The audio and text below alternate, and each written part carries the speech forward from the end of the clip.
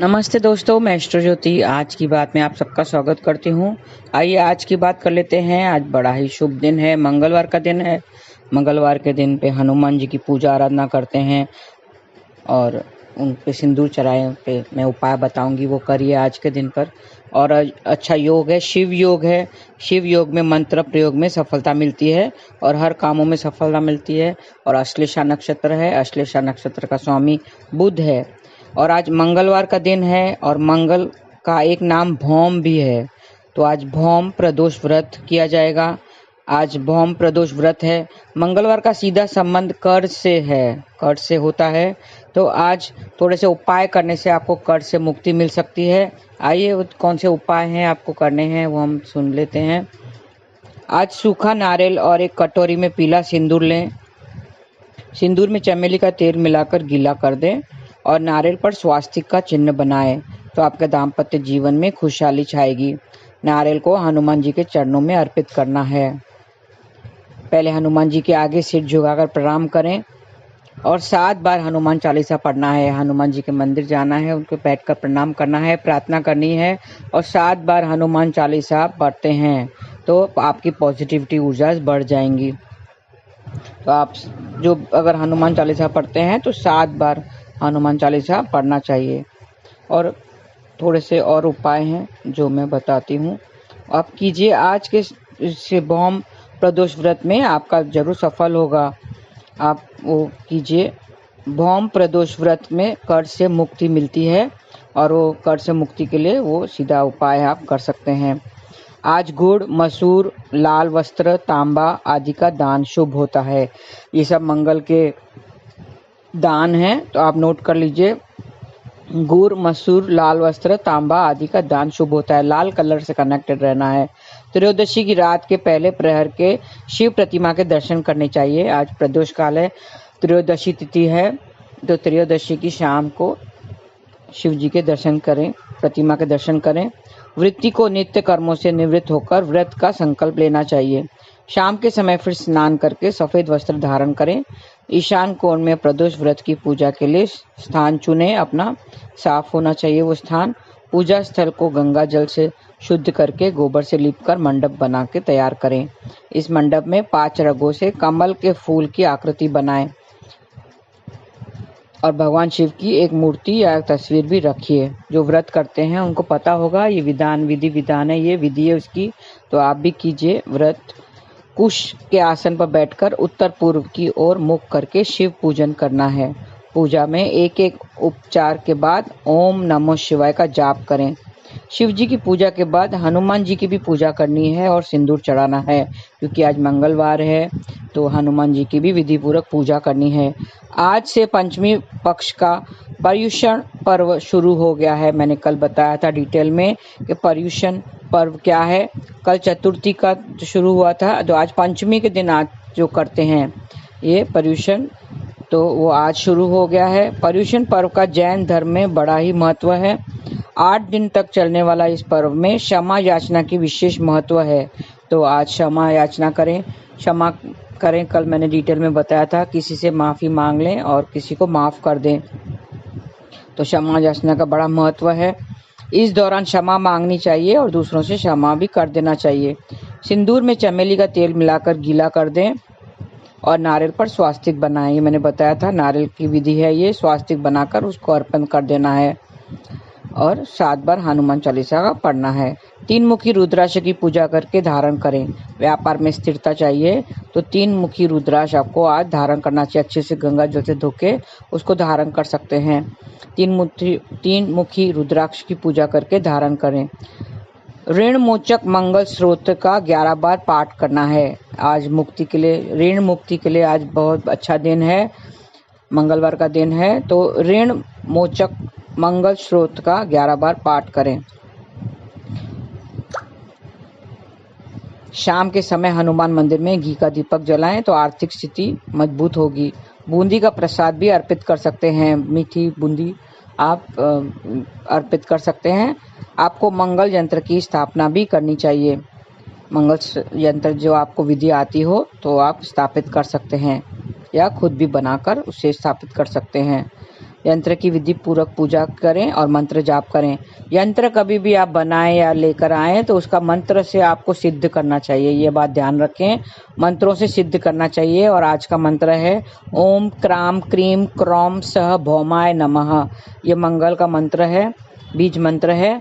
तो यंत्र को बनाकर विधि पूर्वक पूजा करें और मंत्रों से सिद्ध करना चाहिए।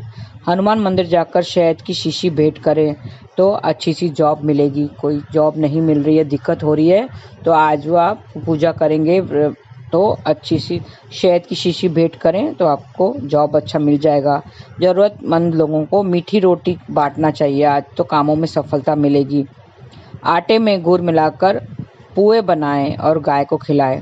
मैंने बताया था कि गाय को पहली रोटी जो भी बनती है वो गाय के लिए निकाली जाती है, उसमें गुड़ रख के गाय को खिलाने से आपके कामों में सफलता मिलेगी। ओम मंगलाय नमः का 51 बार जाप करना चाहिए। किसी नाई या दर्जी को एक चॉकलेट भी गिफ्ट करना चाहिए। आज किसी नाई या दर्जी को जाके एक चॉकलेट गिफ्ट करें तो आपके काम में सफलता मिलेगी। हनुमान मंदिर में मसूर की दाल दान करनी चाहिए। संतान प्राप्ति की इच्छा है तो हनुमान मंदिर में मसूर की दाल दान करें। छोटे से उपाय हैं, इसमें कोई ज़्यादा समय भी नहीं लगता है और ज़्यादा सब घर पे जो इस्तेमाल की जाती है, मसूर की दाल वगैरह घर पे ही होगी, वो जाके दान करनी है। तो और हनुमान मंदिर जाके प्रणाम करके प्रार्थना करनी है और सिंदूर चढ़ाना है और फिर दाएं पैर से भगवान के सिंदूर लेकर अपने मस्तक पर लगाएंगे तो आपकी जो स्वास्थ्य संबंधित परेशानियां हैं वो दूर हो जाएगी। तो ये आज की बात थी भौम प्रदोष व्रत की बात। त्रयोदशी तिथि में प्रदोष व्रत होता है, तो आज मंगलवार की तिथि है, मंगलवार का दिन है, तो भौम प्रदोष व्रत किया जाएगा और उसके बारे में मैंने डिटेल में बता दिया है। आइए आज कृष्ण कथा में थोड़ा सा जान लेते हैं। कर्मों की बात करते हैं, इंसान और कर्म। जब इंसान की मृत्यु होती है उसके अपने साथ क्या जाते हैं, उनके कर्म, अच्छे बुरे कर्म जो उसने किए हैं जीवन में वो उसके साथ जाते हैं। आज कर्म के विषय में हम समझेंगे। जो हम कर्म करते हैं वो कर्म आगे चल के जमा हो जाते हैं। हमने जो भी कर्म किए हैं, अच्छे या बुरे कर्म हैं, वो जाके जमा हो जाते हैं, उसे कहते हैं संचित कर्म। संचित मतलब डिपॉजिट्स।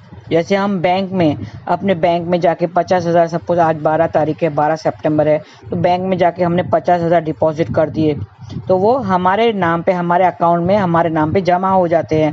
फिर सपोज कल 5,000 किए, 14 तारीख को 10,000 किए, तो इस तरह से धीरे धीरे करके वो जमा हो जाते हैं।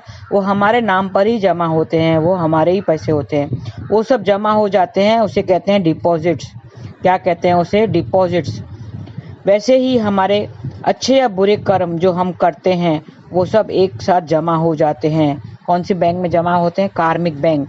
यूनिवर्स में एक बैंक है जिसको बोलते हैं कार्मिक बैंक, और कार्मिक अकाउंट होता है हमें, वहाँ जाके वहाँ जमा हो जाते हैं। हमारे कर्म सब मिलकर वहाँ जमा हो जाते, डिपॉजिट हो जाते हैं, उसको कहते हैं संचित कर्म। और तो हम क्यों ना अच्छे खाली कर्म करें, क्योंकि अच्छा कर्म करने से अच्छा फल मिलता है और बुरे कर्म करने से बुरा फल मिलता है।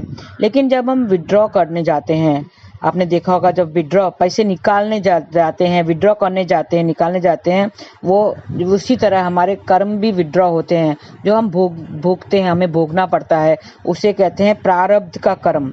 हमें भोगने की जब बारी आती है तो वो होते हैं प्रारब्ध कर्म। जैसे टू व्हीलर चलाते चलाते किसी का एक्सीडेंट हो जाता है तो वो क्या होता है, उसके बुरे कर्म उसके निकल गए, बाहर आए हैं, तो उसे भोगने की बारी आ गई है, तो उसका एक्सीडेंट हो जाता है और फ्रैक्चर हो जाता है और उसे दुख मिलता है। तो फिर वो 21 दिन वो फ्रैक्चर होता है, 21 दिन उसको भुगतने पड़ते हैं। तो वो होते हैं जो प्रारब्ध के कर्म हैं, वो हमारे सामने आ गए हैं, विड्रॉ हो गए हैं। जैसे हम पैसे विड्रॉ करने जाते हैं बैंक में, वैसे वो विड्रॉ हो जाते हैं। तो पैसे निकालने के टाइम पे हमारे वो हमें दुख, अगर हम लोगों ने पिछले जन्म में पहले थोड़े से दुख किसी को दिया है, हमने दुख अगर दिया है तो हमें वो एक्सीडेंट या किसी ऐसे भारी फिर हमें भुगतने पड़ते हैं। किसी से बुरा बर्ताव किया है तो हमें उसकी सज़ा ज़रूर मिलती है और अच्छे कर्म की सज़ा अच्छी मिलती है। हमने अपने पिता के साथ बुरा बर्ताव किया, उसको बहुत दुख दिया है, तो ऐसा नहीं है कि अगले जन्म में वो पिता हमें आके दुख देगा, नहीं, ऐसा नहीं होता है।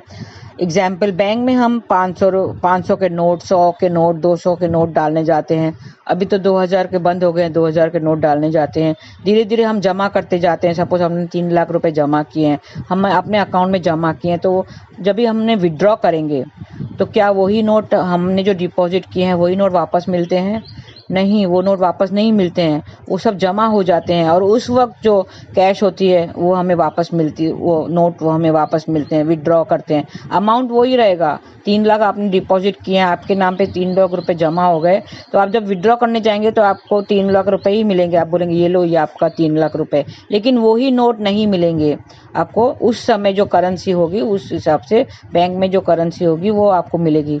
उसी तरह हम जब जो कर्म करते हैं तो यही नहीं कि हमने पिता से बुरा बर्ताव किया तो पिता आके हमें बुरा परिणाम देगा या पिता हमें दुख देगा, नहीं।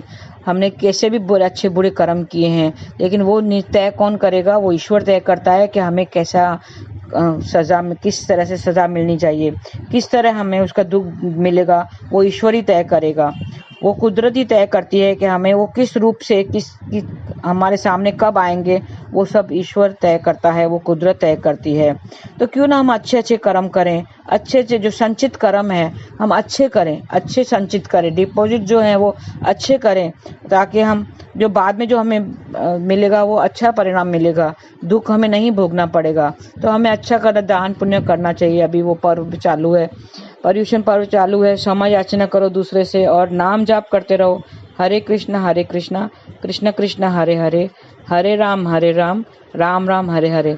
ऐसा हम करेंगे तो हमारा मन देखेंगे शांत होने लगेगा धीरे धीरे। आप ये पहला दिन नहीं आपको अच्छा लगेगा, पहला दिन मन नहीं होगा करने का, लेकिन धीरे धीरे जब आप आदत डालते हैं, और खास करके सुबह के वक्त ब्रह्म मुहूर्त में उठना चाहिए, 4:30 बजे 5 बजे आदत डालेंगे तो आप देखेंगे उस वक्त सब शांत रहता है, उस वक्त भगवान भी फ्री रहता है। नहीं तो बाद में ट्रैफिक इतनी होती, जैसे दिन शुरू होता है तो ट्रैफिक रोड पे कैसी हो जाती है, वैसे ही भगवान भी बिजी हो जाता है। सब लोग उसको पुकारते हैं, सब बुलाते हैं तो सब बिजी हो जाता है, तो आपकी वो शायद प्रार्थना ना सुने। तो सुबह का वक्त ऐसा होता है ब्रह्म मुहूर्त में, जहाँ पे लोगों की ट्रैफिक नहीं होती है। आप देखेंगे सुबह को ट्रैफिक होती है, नहीं होती है, रोड सब साफ होता है, क्लियर होता है, सब साफ साफ दिखाई देता है, तो भगवान भी फ्री होते हैं उस वक्त। तो भगवान आपका सुन लेते हैं, आप जो प्रार्थना करते हैं और ध्यान लगाते हैं तो आपका मन भी शांत हो जाता है।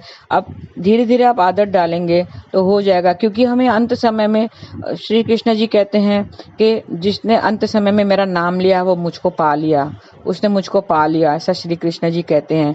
तो हमें अभी से ही आदत डालनी पड़ेगी ना, तो अंत समय में कैसे भगवान का नाम आएगा? अगर हम अभी से ही पैसा पैसा पैसा करते रहेंगे तो अंत समय में भी हमारा ध्यान पॉकेट की तरफ जाएगा कि अरे मेरा पर्स कहाँ है, मेरी चाबियां कहाँ हैं। तो वैसा नहीं होना चाहिए, धन पे मोह माया नहीं होना चाहिए। या अंत समय में पूरा जिंदगी भर बेटी बेटी बेटी किया है या बच्चे बच्चे किया है, तो अंत समय में भी हमें बच्चे ध्यान आते हैं कि अरे वो तकलीफ होती है अंत समय में, तो वो बच्चे याद आते हैं कि मेरे बच्चे कहाँ हैं, मेरे बच्चे ठीक तो हैं, मेरी बेटी ठीक तो है। तो वैसा नहीं होना चाहिए। श्री कृष्ण जी कहते हैं कि हमें अंत समय में ईश्वर को याद करना चाहिए, तो ईश्वर की प्राप्ति होगी, तो हम फिर ये जन्म मृत्यु के चक्कर से बच जाएंगे। तो वो आदत होनी चाहिए ना, हमें आदत जिसकी लग जाती है वही सब दुख सुख में वही याद होता है।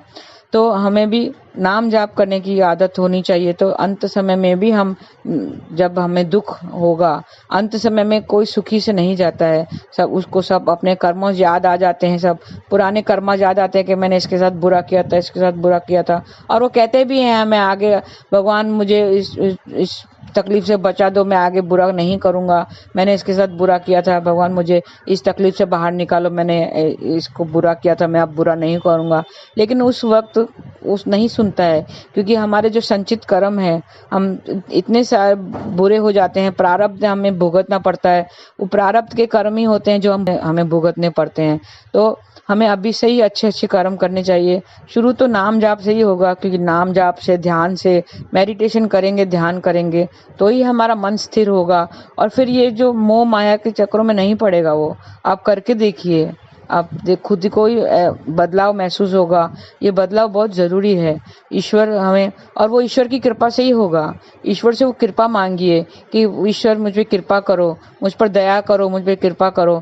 तो ईश्वर की कृपा होगी तभी आपको सही रास्ता नजर आएगा। तो हमें नाम जाप से शुरू करना चाहिए। हरे कृष्ण कृष्ण कृष्ण हरे हरे, हरे राम राम राम हरे हरे। तो आपके ऊपर ईश्वर की कृपा जरूर होगी। आज के लिए इतना ही। धन्यवाद। आपका दिन शुभ रहे। हरे कृष्ण।